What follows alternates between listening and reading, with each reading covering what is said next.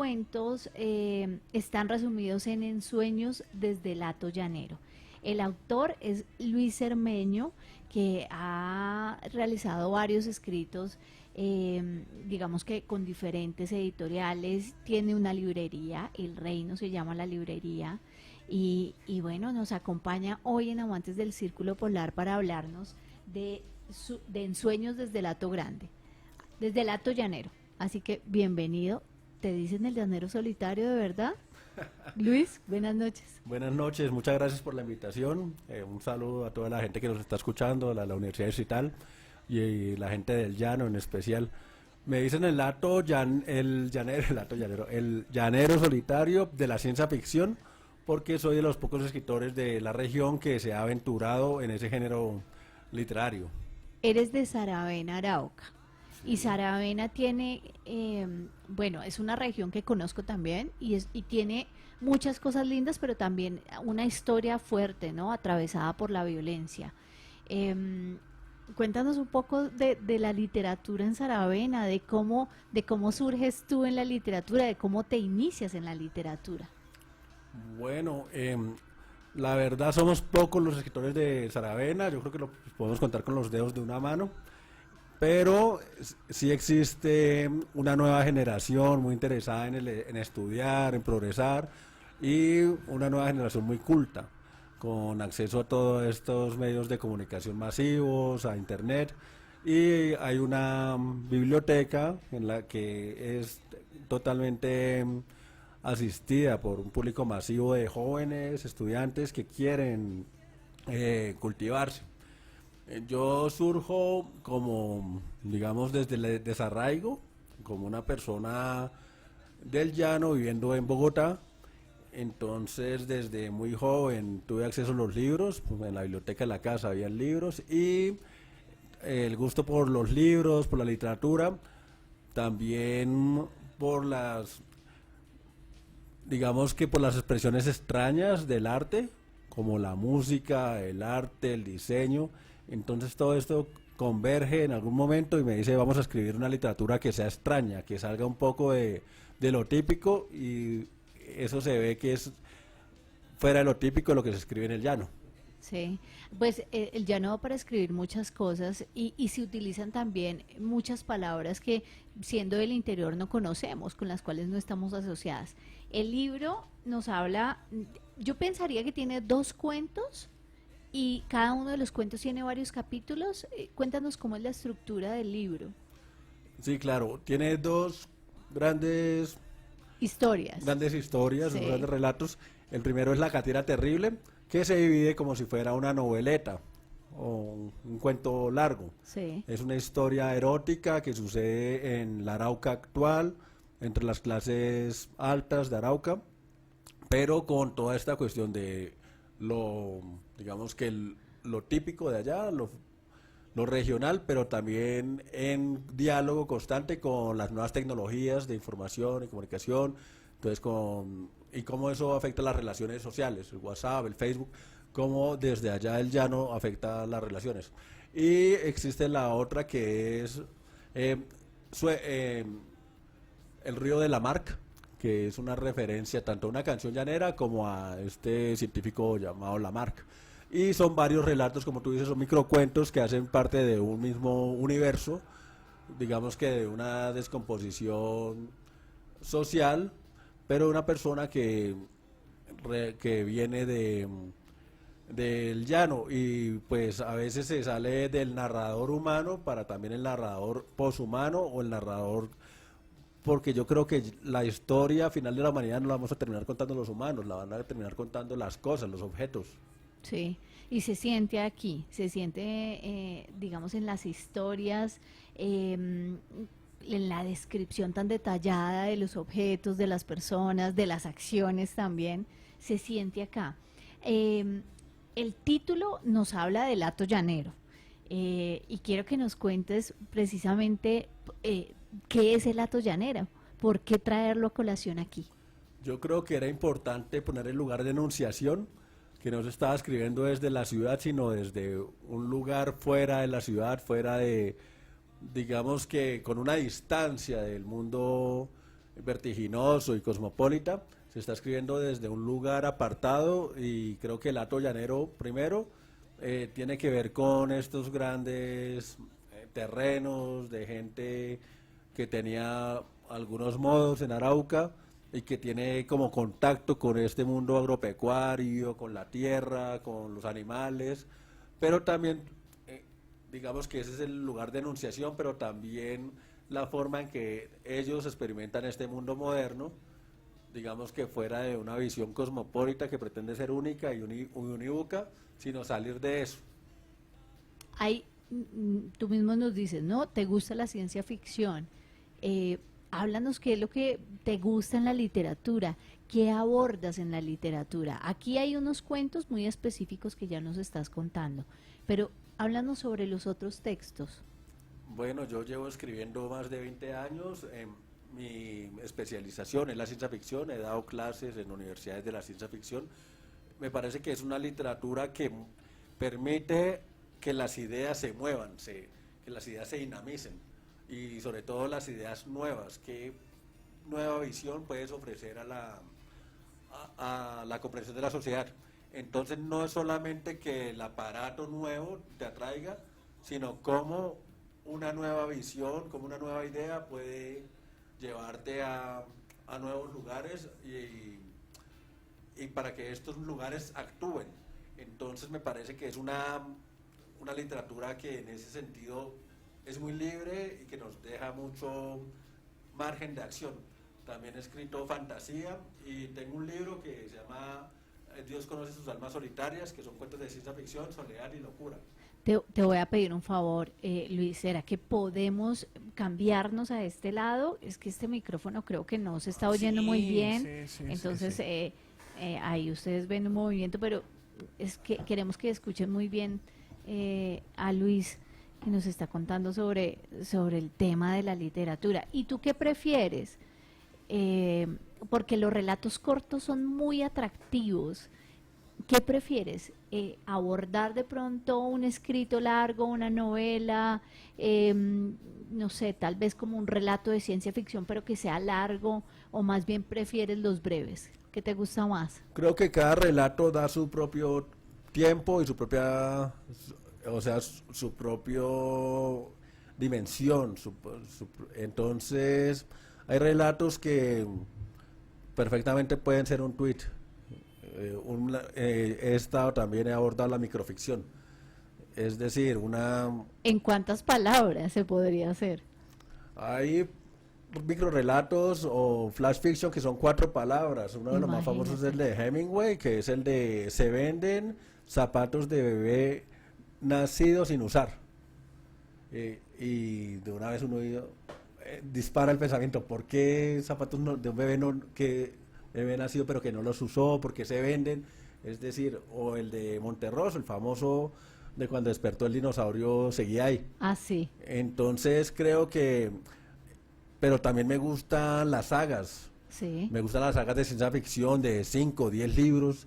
Entonces creo que perfectamente uno puede, es decir, el relato mismo da su propio, su propio longitud. Entonces, Su camino. su camino. Entonces, a mí me gusta y pienso que es muy cómodo para nosotros leer un relato corto, porque el escritor está compitiendo ahorita con Netflix, con Internet, con Twitter, con toda una cuestión dinámica y rápida. Entonces la gente se sienta y prefiere leer una paginita, y a veces eso les cuesta.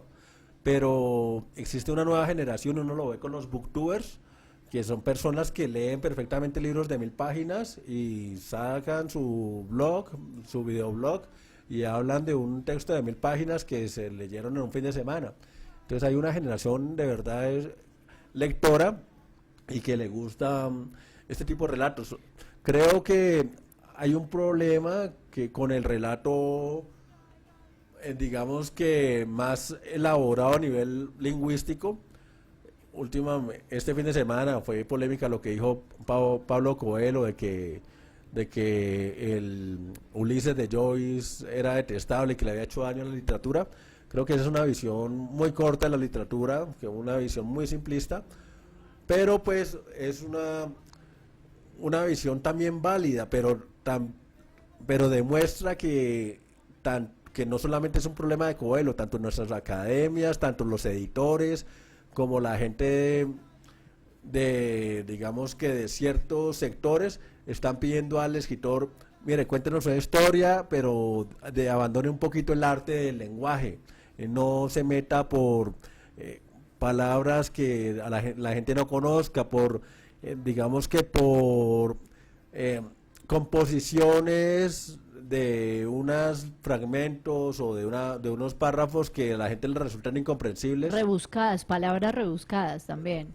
Bueno, sí, pero una cuestión es lo rebuscado y otra es lo complejo. Ajá. Entonces como que hay un rechazo hacia lo complejo, que a mí me parece que es terrible, porque estamos buscando una literatura muy sencilla, muy, digamos que la gente pueda masticar muy fácilmente, y creo que la literatura, así como los escritores, tenemos derecho a ser personas complejas y a experimentar con cosas que salgan más allá, digamos, que de lo comercial o lo que la gente pueda digerir fácilmente. Es decir, los textos difíciles, un Hegel, un Nietzsche, son totalmente válidos, y es válido que tú dures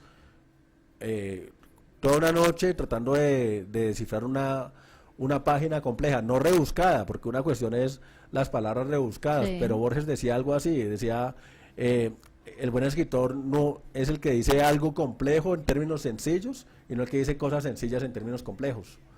Pero yo creo que la complejidad sí es importante. Y aprovecho para decir que proyectos como el colectivo Baraja de Sombras tienen una validez en eso. Tiene, además de mi texto, textos como por ejemplo reviviendo la figura de Gombrowicz, que es un escritor muy difícil argentino, que permiten acceso a otras lecturas, unas lecturas que no son tan fáciles y que no son, digamos, tan amigables con el escritor, con el lector, porque teníamos que en los años 50, 60 se le daba Nobel a escritores que no eran nada amigables con los escritores, como Samuel Beckett, como Sartre, que son textos difíciles, complejos, pero actualmente hay como un rechazo y dicen, no, usted escriba algo más liviano. Y yo creo que esa exigencia de liviandad, de levedad, como decía Kundera, es insoportable. ¿Te gustan más los textos complejos, evidentemente? Sí, sí, me gustan los textos, decía Paul Auster, un libro se debe leer igual como el escritor le costó. Si a mí no me costó escribir nada, yo lo leo muy fácil. Si me costó, es bueno entrar como un reto, entrar a esa página y ver por qué vuelvo a decir, un reto, porque es un desafío descifrar unas ideas que están fuera de lo común, fuera de lo cotidiano. Aquí en los cuentos que nos presentas, en Sueños del Hato Llanero, pues evidentemente la palabra ensoñación como que quiere decir muchas cosas. ¿Qué quiere decir para ti? La ensoñación, primero, es un estado, digamos, que no es despierto pero ni dormido, que tú tienes cierta conciencia sobre lo que estás viendo, pero no el total control. Vienen otras fuerzas, en el hato llanero vienen fuerzas, por ejemplo, del sonido de los pájaros, del atardecer, que a ti te afectan y digamos te atraviesan. Entonces para mí una buena ficción sería una ensoñación, en la que tú entras, le cedes cierto control, tienes cierta conciencia, pero no sabes qué está pasando completamente en esa atmósfera, en esas palabras. ¿Y las historias surgen de dónde? ¿Del mismo llano? ¿Tuviste de pronto alguna posibilidad de vivir alguna de ellas? ¿O están simplemente en la ficción? Yo creo que todo está en la conciencia, y la conciencia muchas veces no, es decir, no tiene la separación de lo que vivió y no vivió. Entonces existen los recuerdos falsos, Hay muchas cuestiones, cosas que incluso uno no pensaba que estaban, aparecen cuando tú estás escribiendo. Entonces tiene muchas frases que yo escuché cuando era adolescente, cuando viví en el llano, tiene muchos lugares, tiene todas esas cuestiones, pero no digamos que yo fui protagonista de ninguno de esos relatos. Tiene muchas de esas cosas que estaban en mi interior, en el inconsciente y que salieron a la hora de escribir, de ponerme en una hoja en blanco la tarea de decir, bueno, voy a hacer, tratar de sacar, de proyectar unas visiones muy conscientemente, pero hay algo inconsciente que sale y me parece que es lo chévere, que frases como que eran incluso chistes en la adolescencia, como cuando dicen, disculpen la expresión, ya que culo, dijo Chacón cuando la mamá se comió. Eran cosas que nosotros lo habíamos cuando éramos jóvenes y se dio la oportunidad de ponerlo en La Catira Terrible. Entonces son cosas que yo disfruto como escritor. Ay, y utilizar las palabras también es lindo, ¿no? Se rescata el lenguaje regional, lenguaje autóctono también, y hay muchas allí. Por supuesto, es un juego de lenguaje y de sacar, como ponerme, digamos, las cotizas y decir voy a hacer un relato, pero en el que me voy a reflejar como un hombre llanero y voy a contarlo desde un punto de vista de un hombre que primero que todo tiene cierta forma de ver el mundo y es fuerte y tiene cierto acceso a ciertos escenarios que de pronto yo no tengo. Pero cuando uno es escritor a veces parece un actor. Uno se pone en el papel de otra persona y la interpreta y el actor está ejecutando totalmente metido en su papel. Para él ese momento es real, ese momento imaginario es real. Yo cuando escribo hago algo así, me meto en el papel y es algo real lo que estoy contando, aunque como te digo, pueden ser ensoñaciones o recuerdos falsos. Luis, no solamente tú escribes, tú nombraste los booktuber y también tienes un canal de booktuber. Tengo un canal de entrevistas del misterio. Entonces son más entrevistas a personas interesantes. He hecho entrevistas a Roberto Tobar Gaitán, a un escritor araucano que se llama Humberto Amaya, al que está dedicado el libro, a muchas personas que me ayudan a comprender el mundo, lo misterioso del mundo, más allá de mi propia realidad. Por ejemplo, hice un programa con dos chicas en condición de discapacidad y fue hermoso. Porque ¿qué tiene de misterio eso? Pues porque no es la realidad que nosotros habitamos, sino ver cómo estas personas se enfrentaban, por ejemplo, a la ciudad, en términos de acceso, de igualdad, y fue chéverísimo. Y eso es un misterio, porque la gente por lo general no pregunta cómo una mujer literata vive en la ciudad, en condición de invidencia. Es una locura, y porque además la ciudad no se presta, ¿no? No, no, es una ciudad supremamente, digamos que agresiva. Sí es agresiva para las personas que habitamos sin discapacidades aparentes. Pues para una persona con discapacidad ya es mucho más difícil habitarla, y sobre todo en condición de mujer, una mujer joven y artistas. Entonces es interesante ver, a mí me gusta eso, ver otras perspectivas que se salgan de mi propia cotidianidad, y por eso me gustó la ciencia ficción, porque podía ver el mundo a través de los ojos de un extraterrestre, de un cyborg. En mi caso, en mi libro, lo vemos a través de los ojos de un sistema de vigilancia, un relato como de una araña, pero que es cyborg y mira todo lo que sucede dentro de una habitación. Eh, el libro tiene descarga gratuita. Y en un mundo donde la literatura, digamos, es difícil de vender, tú te propones dejarlo gratis. Y yo pregunto, pues me preguntaba, ¿pero por qué? Bueno, mucho escritor me odiará porque dice está regalando su trabajo, pero la idea no es regalar el trabajo. Yo he publicado en editoriales grandes, he publicado, bueno, no les voy a decir los nombres, pero sí en editoriales grandes, y he tenido algunos problemas con ellos. Por ejemplo, te invitan a un colegio y dicen que no le firmes a un niño una copia pirata. Y eso a mí me rompe el corazón. Y a mí me dejaron de invitarme a esa editorial porque yo no podía dejar de no firmarle una copia a un niño que con todo el corazón te da un ejemplar, pero que es pirata y no le va a negar la firma. Además que la firma mía. Pero creo en un movimiento que existe en internet que se llama Lo Libre, o Cultura Libre, y me gusta apostar por esto, y además creo que es una forma de divulgar literatura que no es comercial, que es exigente, y la persona que le gusta hacer retos, pues puede descargarla y ver y considerar si es o no es.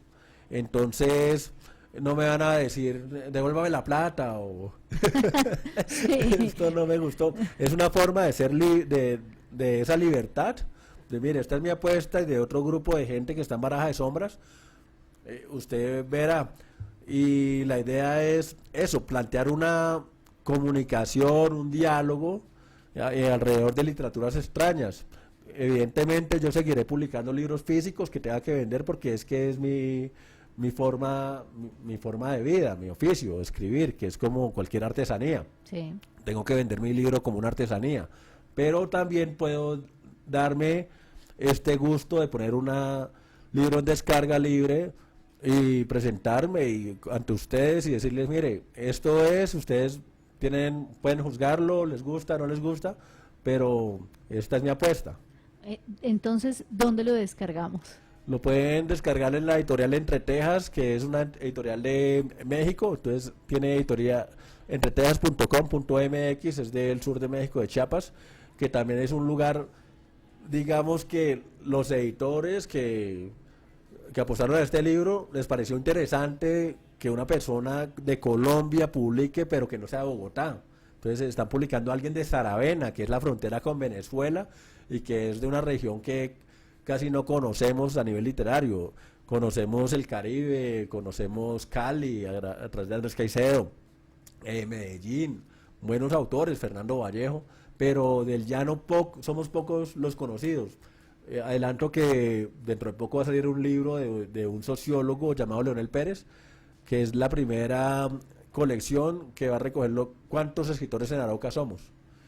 Entonces hizo un hallazgo a lo largo de Arauca, que tiene no más de 200 años, somos 123 escritores, que somos Increíble. muy poquitos, y el libro son como 300. Increíble. Increíble, pero gran trabajo el que realizan los autores y que nos muestran ese mundo incluso la misma región de por sí es muy desconocida, ¿no? Uno que está en el interior y que va hasta allá, pues se sorprende, porque encuentra unos paraísos, unos lugares absolutamente fértiles, pero totalmente desconocidos, incluso como estigmatizados, ¿no? Y la gente, los cuentos, las historias de la gente, por ejemplo, la persona a la que yo le dedico el libro, Humberto Amaya, tiene un libro que se llama Relato de Pancho Cuevas, que cuenta la historia de un octogenario que vio cómo Arauca, la transformación, el camino que hacían los vaqueros, que era desde Venezuela hasta aquí, hasta Villavicencio, todo ese trabajo de llano. Eso es un paraíso que yo los invito sinceramente a que conozcan la región del llano, no solamente con la postal, con el video que a veces sale, sino también a través de sus autores. Somos pocos, pero ahí estamos, y pues yo soy uno de los autores. Yo por eso no digo que soy el llanero solitario en la literatura, porque hay muchos, pues somos poquitos, pero no soy el único. Soy el único de la ciencia ficción. Bueno, eso está mejor. Luis, me gustaría que invitáramos a la gente a descargar el libro y además que nos cuentes en qué estás trabajando, en qué proyecto estás trabajando ahora. Bueno, pues la idea es que ojalá los haya motivado para que descarguen el libro mío y el de los otros autores de la colección, para que tengamos un diálogo regional, sincero, más allá del circuito comercial y académico, que es tan limitado, que uno ve los mismos nombres repetidamente, que son los que, digamos, que están en los titulares. Somos otros autores con otra literatura. ¿Y en qué estoy? El próximo año Estoy pronto a publicar el libro Cucalón contra los extraterrestres, junto a un autor bogotano que se llama Felipe Escobar, que también ha hecho su recorrido en la ciencia ficción. Actualmente está viviendo en Chiapas. Y fue un libro que escribimos en pandemia, de manera virtual. Y es otra ciencia ficción, es una cuestión supremamente divertida. Tiene muchos guiños a la literatura, digamos, no convencional, la literatura underground de Colombia, que es muy rica y que poca gente la conoce. Entonces, este de Ensueños desde el Hato Llanero es un preámbulo para lo que se viene. ¿Cuándo va a salir? ¿En 2024? ¿En qué más o menos tienes previsto? Estamos esperando sacarlo para Feria del Libro, Ah, está fantástico. para que lo busquen. Vamos a estar en la stand de la editorial, en el stand de Arauca, allá me facilitan, me alcahuetean mis libros. Tuve uno que se llamaba Lola Vergas Big Bang, físico, a través de otra editorial, y fue el primer libro de reggaetón steampunk. Reggaetón steampunk. Es una banda de reggaetón que recorre Colombia a través de un Zeppelin en forma del título del libro. Ya. Bueno, pues está muy interesante también abordar este tipo de textos. Muchísimas gracias, Luis, por haberte tomado el trabajo de venir hasta acá y contarnos sobre Ensueños desde el Hato Llanero y sobre la colección Barajas de Sombra. No, muchas gracias a los amantes del Círculo Polar. Me encanta y muchas gracias, y sobre todo saludo a los estudiantes de la Universidad Distrital, que me parece que es gente muy pensante. Muchas gracias.